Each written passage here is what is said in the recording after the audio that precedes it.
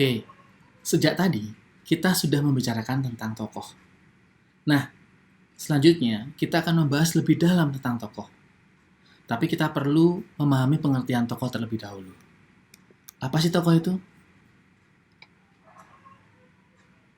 Tokoh adalah yang melahirkan peristiwa dan menggambarkan bagaimana sesuatu terjadi dalam naskah. Fungsinya sebagai penyampai ide pengarang.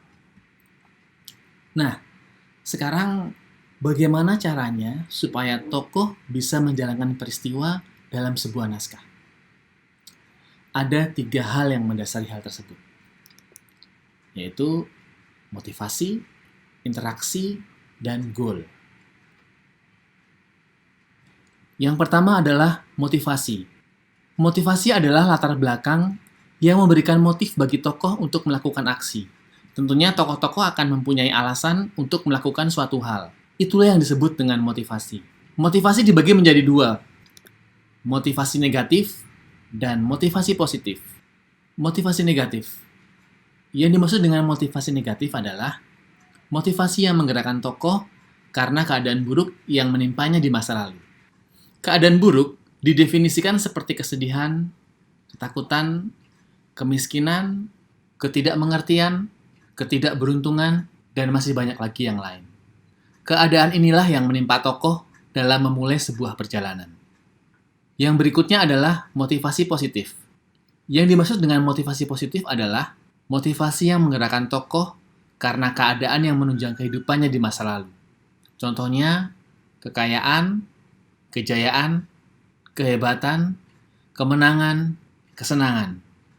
Yang berikutnya adalah interaksi. Interaksi tercipta karena adanya motivasi tokoh yang berusaha melakukan komunikasi timbal balik terhadap lingkungan dan karakter yang lain. Karena motivasi, tokoh-tokoh kemudian akan saling berhubungan, bersinggungan, dan kemudian berinteraksi. Interaksi dibagi 2 menjadi interaksi negatif dan interaksi positif. Interaksi negatif adalah konflik, problem, dan ketakutan dipandang sebelah mata sebagai pengkhianatan dan kekalahan yang dihasilkan dari interaksi dengan lawan-lawan karakter lainnya. Berikutnya interaksi positif. Contohnya bisa berupa dukungan, rasa cinta, pertolongan, kepercayaan, perlindungan, dan lain-lain. Yang terakhir adalah tujuan atau goal. Setiap tokoh mempunyai tujuan dalam setiap cerita. Ini beririsan dengan penjelasan tentang materi premis kemarin. Nah, goal bisa diartikan sebagai apa yang diinginkan, atau dibutuhkan, atau didambakan oleh tokoh. Jangan lupa dengan apa atau siapa yang menghalanginya. Nah, dengan adanya goal atau tujuan, maka tokoh akan bergerak untuk mewujudkan tujuannya. Dan cerita atau peristiwa otomatis dengan sendirinya akan bergerak. Nah, yang perlu kita garis bawahi adalah cerita atau peristiwa akan bergerak karena tokoh-tokohnya saling berinteraksi. Oke? Nah, tujuan atau goal dapat berupa jangka panjang ataupun jangka pendek. Nah, berkaitan dengan durasi naskah yang pendek, maka kita harus pintar-pintar merangkai cerita.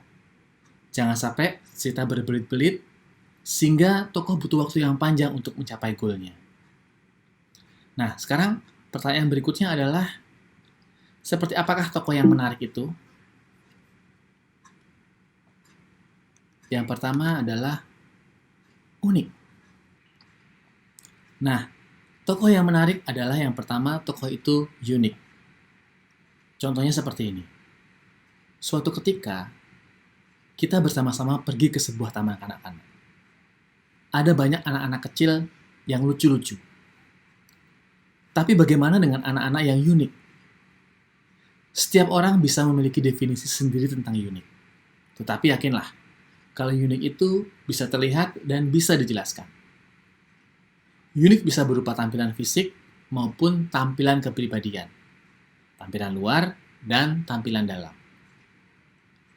Tampilan fisik tentunya yang pertama kali akan kita lihat. Agak susah untuk bisa mengerti tampilan dalam atau kepribadian. Butuh tinggal lebih lama dan kenal lebih jauh.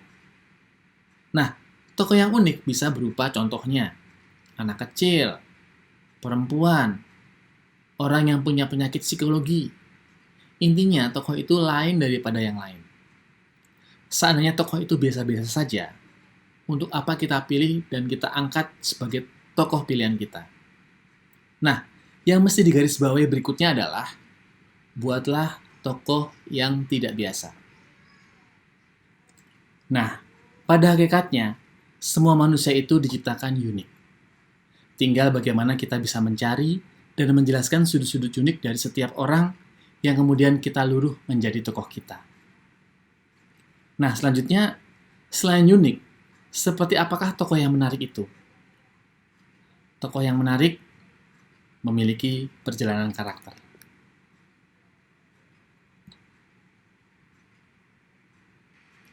Sering orang mengatakan tokohnya flat, tidak bulat.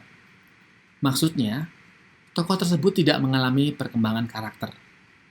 Dalam menilai sesuatu, dia hanya satu pandangan saja.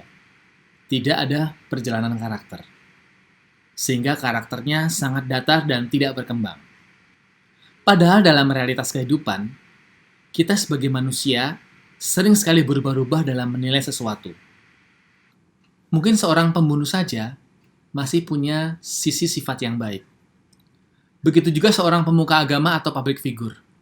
Tidak selamanya memiliki sifat yang baik. Tentu, mereka juga mempunyai sisi sifat yang negatif. Nah, seperti itulah tokoh bulat. Nah, berkaitan dengan perjalanan karakter, kita bisa lihat contoh berikut ini. Dalam sebuah peristiwa, seorang ayah awalnya setuju tentang perjodohan.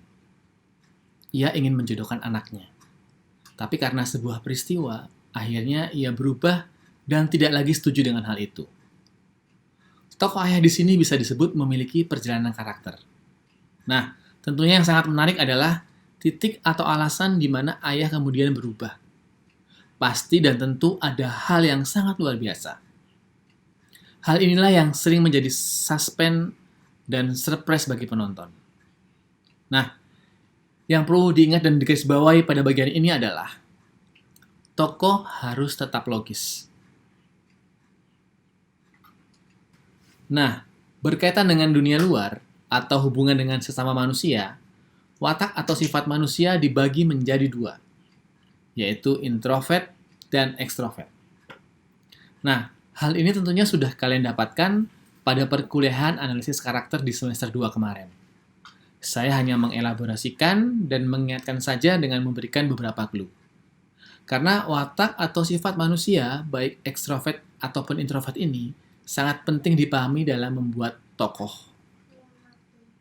Nah, tokoh ekstrovert terbuka pada dunia luar, mudah bergaul dengan orang lain, dan mudah menyatukan diri dengan dunia luar.